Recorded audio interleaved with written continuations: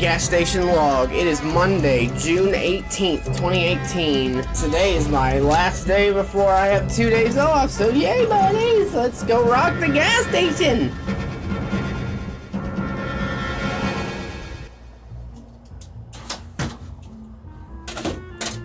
Oh, hi, everybody! Yay, Gas Station Log! What's up? How are you guys doing today?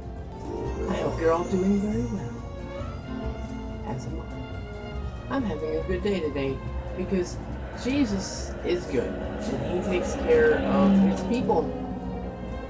So, yeah. Let's see what kind of interesting stuff happens today. What does God have for us today? Let's find out.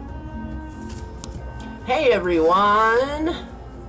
Today I have a 5-layer burrito. Those things are awesome. I have my coffee. Yay, buddy, I love my coffee. What else is God going to show us in 1 Samuel today? Well, when we started off, Hannah was a woman who was barren and couldn't have kids. And she cried out to Jesus. Well, she didn't know she was crying out to Jesus, but she was. We all know she was. Because we all know that in the beginning was the Word, and the Word was God, and the Word was with God, and all the way back, there's always been Jesus, and a lot of scholars say that Jesus shows up a bunch of the times in the Old Testament. So anyway, Hannah's praying to Jesus, even if she doesn't know she's praying to Jesus. She's like, God, I want a baby, because she wants a baby. She can't have kids. He's like, oh Lord, if you would find favor on me, would you please bless me with a child? And I will be so happy if you do that I will devote him to you. And God honored that prayer and said, you have chosen wisely, proceed with care. No, and that's not what he said. He said, good for you, I'm going to grant you a thing. And so she had a baby and named him Samuel. And for the Lord has heard the cries of my heart and answered me. So Samuel anyway, she devoted him to the Lord. He went and stayed with this priest named Eli. And he had 2 sons. I'm not even going to try and pronounce their names. Hophni and Phinehas or something. And basically they're all like corrupt, horribly corrupt. And so Samuel goes and lives at this temple, and God starts calling to him, and he's like, Samuel, Samuel, and he's a little boy at this point, and he gets up and he goes, who's there? Eli, is that you? And he goes running around, and Eli's like, no, it wasn't me, go back to bed. And so he goes back to bed, and he hears the Lord say again, Samuel, Samuel.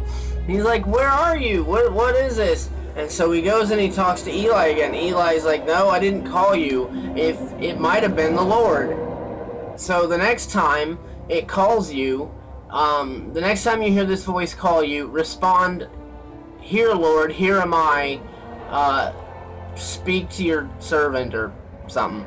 And so he goes back to bed, and again the voice comes, Samuel, Samuel, and he sits up and says, here I am, Lord, speak to your servant, whatever. And then the Lord shows him this really scary vision about how, the priesthood is corrupt and he's going to crush it. What a scary thing for a little child to behold. I mean, seriously. I mean, I've seen some pretty crazy visions in my life, and I couldn't imagine handling that as a toddler. Well, I don't know. I don't know how old he was at this point.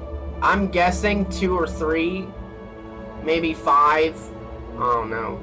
God called me when I was 5, said, hey boy, I'm taking a hold of you right now. So God wasted no time in placing a firm grasp on my life. It's pretty crazy sure, you grow up in a Christian home, and you're taught the Bible as rightly you should be. So the seeds are all kind of planted there, and then God shows up one day to not only water it, but reap a harvest all by himself. I'm sitting in my kindergarten class. I don't know how many of you have heard this story. This is how I got saved. I was 5 years old. I'd been kicked out of public school kindergarten. Yeah, that's right. I get to say that and you don't. I got kicked out of school in kindergarten. So anyway, so I went to this Christian school. You know, I don't remember anything about that year in kindergarten or that semester in kindergarten at the Christian school. There's only two things I remember from that whole experience. I remember Silent E, and I remember God showing up one day and describing to me and showing me the nature of sin and hell and death and why Jesus matters. And so I'm a 5-year-old kid sitting in my kindergarten class, and I just start bawling because I'm scared to death. I mean, what 5-year-old kid wouldn't be when God shows up and it's like, this is the nature of sin, and this is hell and death, and that it leads to. Scared the ever-living poop out of me. And then he proceeded to reveal to me the nature of Jesus and why Jesus saves. So I'm like, yeah, boom, I want that. And God has never really let me go ever since. He's kept this tight rein on my life. It's like, no, I don't really want you going off that direction. I'm going to bring you back in. And so, anyway, I'm totally getting off track. Back to Samuel. So, anyway, priesthood was corrupt. God shows Samuel this vision that the priesthood is going to come to an end rather bitterly. And so he's like, it's like, go tell Eli. So he's like, well, I don't want to, that's scary. I don't want to piss him off or anything. But he goes, he tells Eli, and Eli's just like, oh, crap. It is right for the Lord to do this. So we're going to stop there and we'll continue later. Gas station log. We are looking for signs of forced entry or breakage. Doesn't look like there's any problem here. That is on there securely. No forced there. No sign of. No, not on that one.